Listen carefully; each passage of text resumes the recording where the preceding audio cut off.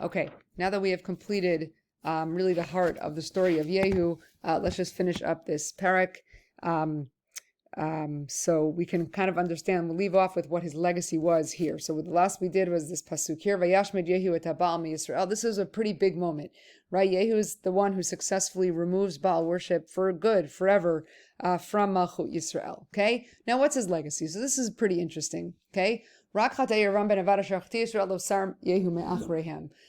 Yehu overall, who היה מלך מאוד טוב, right? הוא הרג את משפחת אחאב, הוא הרג את אחזיהו, הוא הרג את יהורם, הוא הרג את איזבל, הוא הרג את 70 הבנים של המשפחה של אחאב, הוא השמיד את הבעל ממלכות ישראל לעולם, אבל היה לו חטא אחד שעלינו לדבר עליו, וזהו, right? שחטאי ירבעם בן נבט לא שר מהם. על מה מדובר כאן?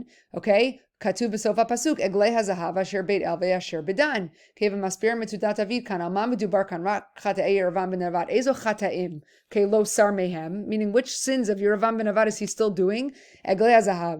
אם אתן זוכרות, ירבעם בן נבט הוא הקים עגלי זהב בתוך מלכות ישראל כשהוא התחיל להיות המלך, אוקיי? יהוא החליט לא להשמיד אותם, הוא השאיר, אוקיי, את עגלי הזהב של ירבעם בן נבט, כי לפי הפסוק זה היה החטא של יהוא. אוקיי, אז בואו נמשיך הלאה. ויאמר השם אל יהוא, יען אשר היטיבות לעשות הישר בעיניי. השם שלח נביא, מסביר רש"י כאן, ויאמר השם אל יהוא ביד יונה. השם שלח יונה הנביא, לדבר אל יהוא ולהגיד לו, הנה השכר שלך.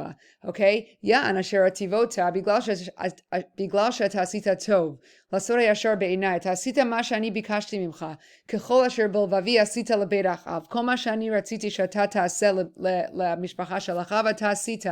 בגלל כל זה, הנה השכר שלך, בני רביעים ישו לך על כיסא ישראל. המשפחה שלך יהיו המלכים של מלכות ישראל ל4 דורות. בני רביעים מלשון רביעי, אוקיי? רבע, 4, אוקיי? המשפחה שלך ישבו על כיסא המלכות במלכות ישראל ל4 דורות. אוקיי? למה מסביר הרד"ק כאן?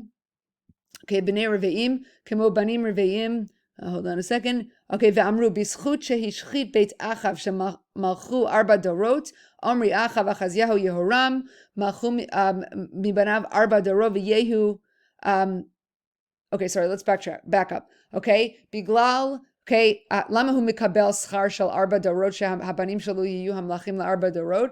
כי אחאב והמשפחה שלו היו גם כן על כיסא המלוכה ל4 דורות, ובגלל שיהוא הרג את כולם, right, he basically stopped this lineage from perpetuating, from being able to go on. Okay, therefore, right, you killed off a kingdom of people that ruled for 4 generations. Therefore, you and your family will now rule for 4 generations. Okay, so you could stop in the Radak after the word dorot here. Okay, now bo namshich hala.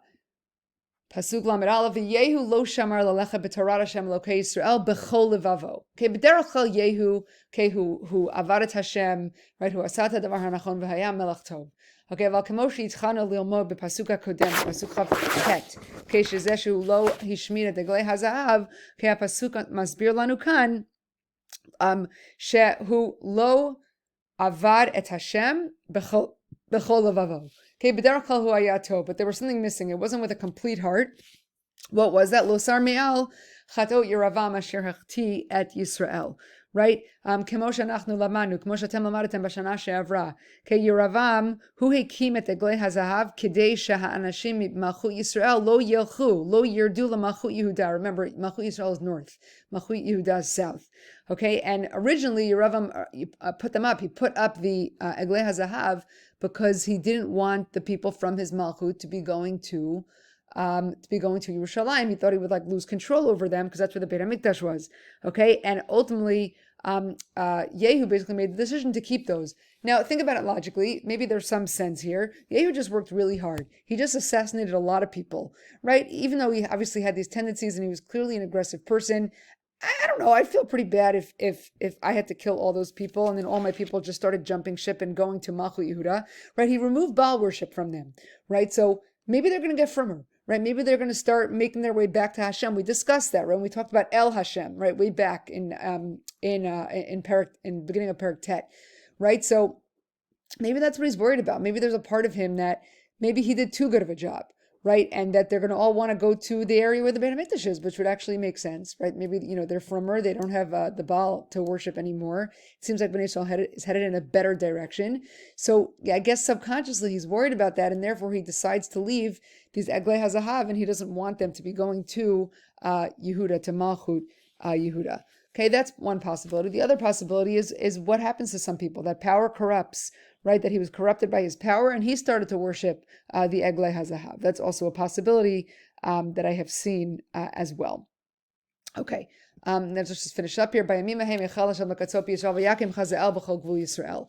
the ending of the story of Malchut Yisrael, not to play spoiler, but by the time we get to Perek Yud Zayin, which we're going to have to move quickly to get to, okay, but by the time we get to Perek Yud Zayin, what we are going to see is that Malchut Yisrael is taken into Galut. They are taken into Galut by Ashur, Aleph Shin Vav Reish, not Syria, Assyria. Okay, they're taken into Galut, and they are known as the 10 lost tribes. Right? What happens to them? Comes along the king of Ashur. We're going to learn about this again towards the end of at the end of the year, and he basically takes these 10 tribes into Galut, and we never really hear from them again. Right? Again, as they're known as as these 10 lost tribes, and this is sort of like looking, obviously no one knew it at the time, but when you're looking in retrospect, this was kind of the beginning of the decline. Okay, so this is where parts of Malchut Yisrael are starting to get destroyed, right? Hechel Hashem hitchil lakatzot Yisrael lahashmid et chelek mi Malchut Yisrael. Vayakem Chazael b'chol gvul Yisrael. Chazael starts attacking them on the border. Specifically, where are they being attacked? So we're not going to go into all the details. They're attacked on the Ever HaYarden HaMizrachi.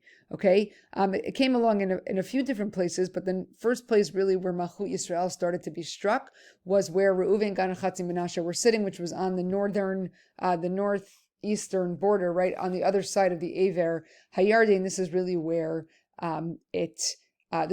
it begins. Again, Yehu should be considered to be a very good king, and he was.